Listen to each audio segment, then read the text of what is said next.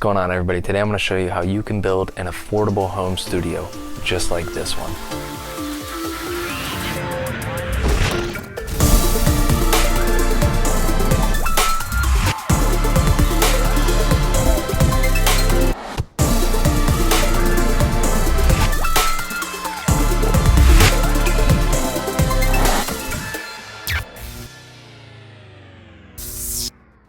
So thanks for tuning in, guys. I'm glad I get to share some of this stuff that I've learned over the years, how to build my studio and everything. It's awesome. The first thing that a lot of people say is I don't have space for that, or I don't have money or anything.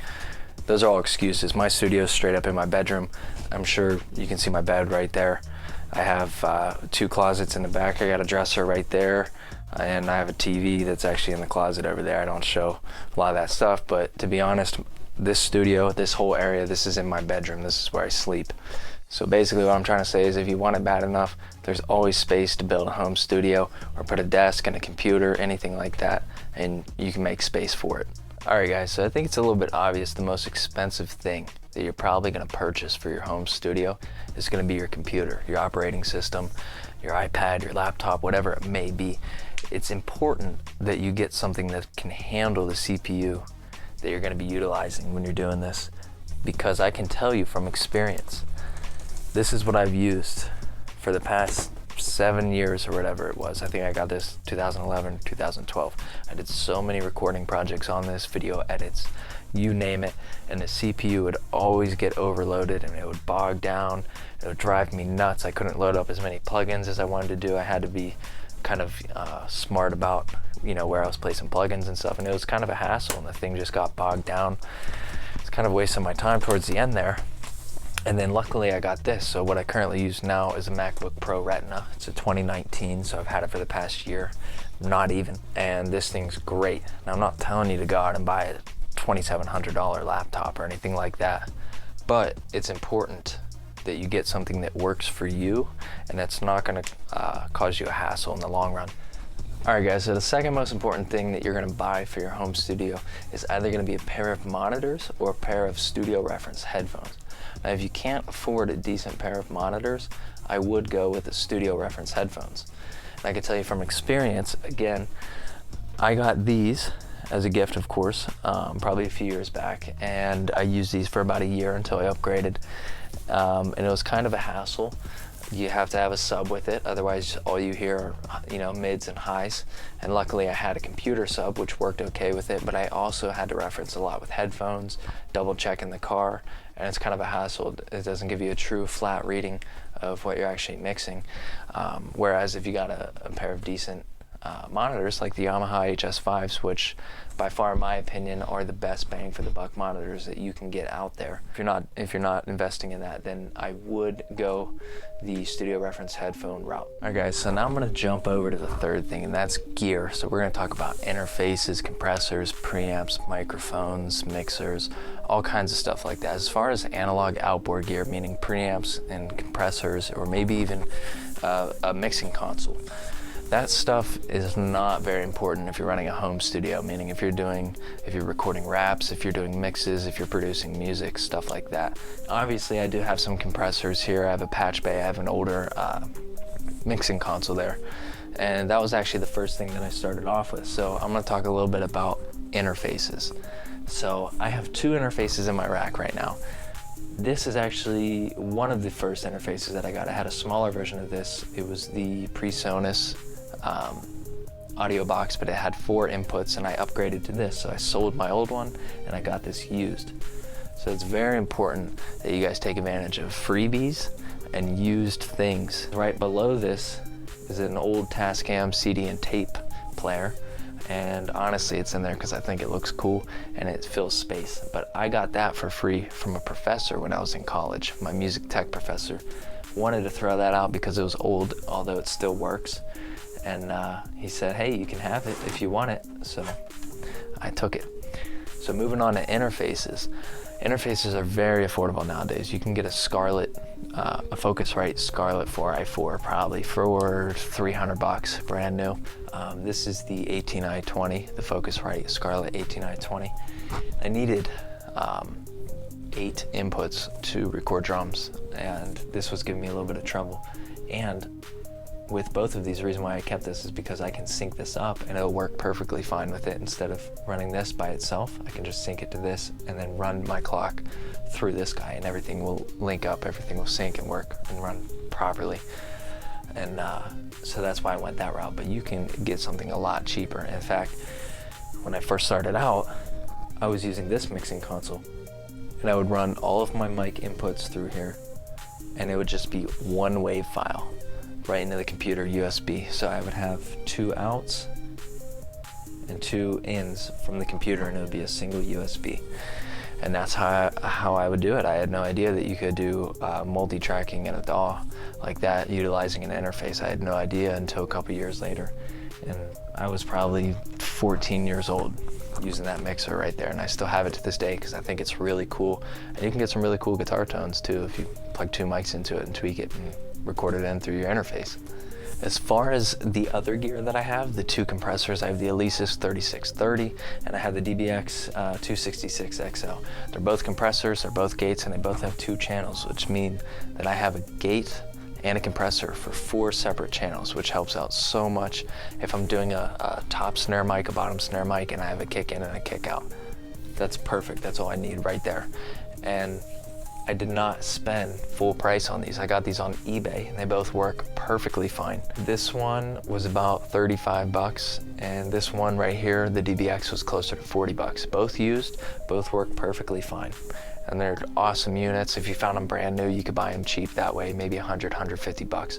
Cheap units, but I like getting things used because they work perfectly fine, and I spent less than half the cost on them. But like I said, it's unnecessary to have things like that unless you are doing big drum tracking or you're working out of a real studio or something like that. But in a home studio setting, it's not always necessary to have all kinds of gear like that. And I don't even really have that much gear. I just have a couple units that work for me, and I've only really bought anything out of necessity. Alright guys, something else that kind of goes along with gear that I want to touch base on, pretty important, are your microphone choices. So depending on what you're doing, it's going to depend on what microphone you're going to get. But for starters, I would always go out with a budget mic pack. This is the very first budget mic pack that I ever got, and it is the MXL 990 and 991. So you got the 991, it's a pencil mic, so good for acoustic guitars, instruments, drums, anything like that. Then you have the 990, which is also good for overheads, acoustic guitars, vocals, which is a big one. You always want a large diaphragm condenser mic if you're recording vocals. And basically this pack got me through a lot of stuff. I recorded drums with 2 microphones for a long time on this mixer right here. And then every once in a while I'd use a dynamic microphone. Now, if you guys are going to get into something where you do need more microphones and you're using more inputs, for example, for drums, you will have to invest in something like this is a kick drum mic, an AKG D112, pretty much the industry standard. The Shure SM57, you cannot go wrong. It's a small diaphragm dynamic microphone. If you're doing anything such as recording drums for snare drum, you're going to need this. You could even use this on toms for a kick out mic, and most importantly, if you're doing guitar, this is the #1 microphone to have for guitar cabs. Now, if you cannot afford a Shure SM57, then I would go with one of these guys, and I have 3 of them here. So that's how good they are for how much they cost. I think they're up to 15 bucks now. They're 15 bucks. It's a Shure SM57 knockoff.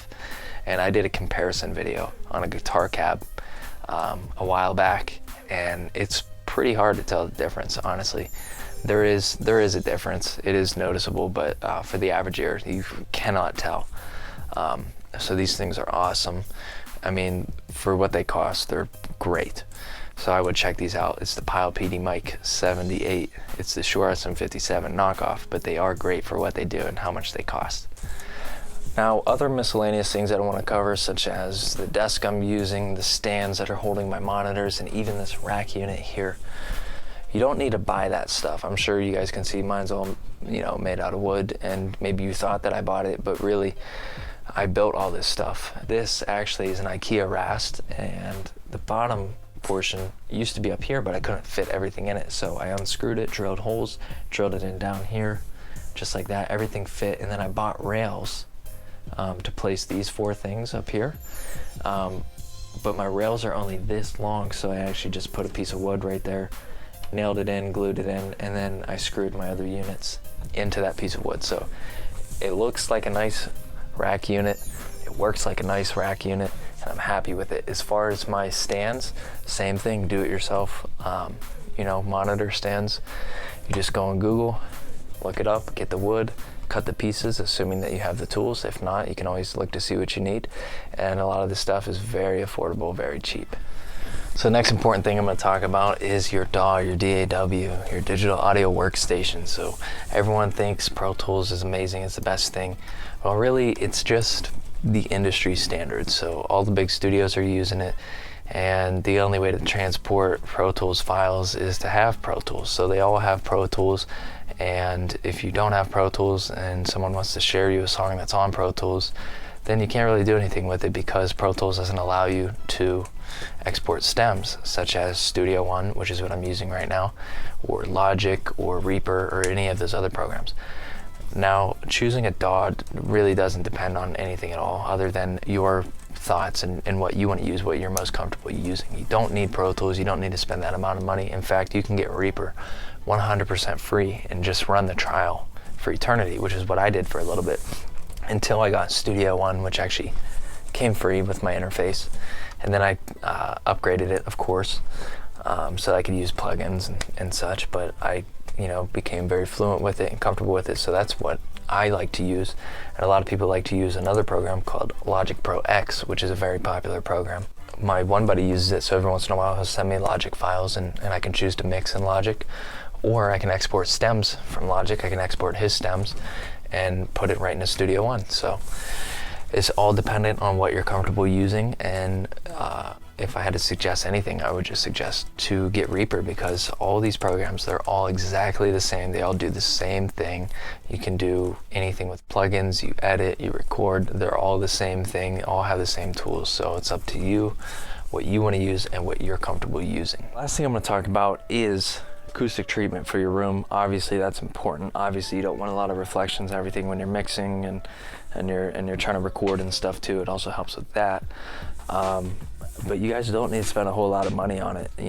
Foam is the quickest route to go, obviously, and you don't have to spend money on that either. As you can see, I have a lot of foam in here, a decent amount, and on the ceiling as well is where most of it is really. And that's all remnant foam. I got that used on, well, not used, but I got it on eBay from a company that sells foam, and they sell remnant foam. So basically foam that's been thrown off the conveyor belt for whatever reason. Either a color looks weird or it's got a little tear in it. And most of these pieces of foam I have in here, I couldn't find one thing wrong with them. So it's crazy how little of a defect that it could have, that they could just throw it to the side and then get rid of it for less than half the price they would normally sell it for. So that's how I got all that, and I think I got around 50 pieces of foam. Some are 12 by 12s, 3-inch thick, some are 18 by 18s, and I just filled every reflective corner that I could get with it. So that's a really good route to go. As far as the blue panels that you guys can see in my room here, I have some of these blue panels that I actually built, and then I built some new panels as well right here. So I need to find a good place for these guys. I have a couple bare spots, but I want to put them in the perfect location. So that's always a better route to go, is building your own things, and it's not hard at all, assuming that you have the tools or that you know how to use the tools. Even if you don't, you could go out and buy the tools super cheap. I would just get knowledgeable about it and build your own things, and you're pretty much set. Alright guys, so that's going to wrap up today's video. I hope that helped out a lot. As you can see, you don't really need much to start a home studio, and it doesn't cost really that much money. And I know it may look like I have a lot of things, but a lot of this stuff has been accumulated over the past 10 or 11 years. So I hope that helped out. Comment if it did. Be sure to subscribe. And that is how you build an affordable home studio.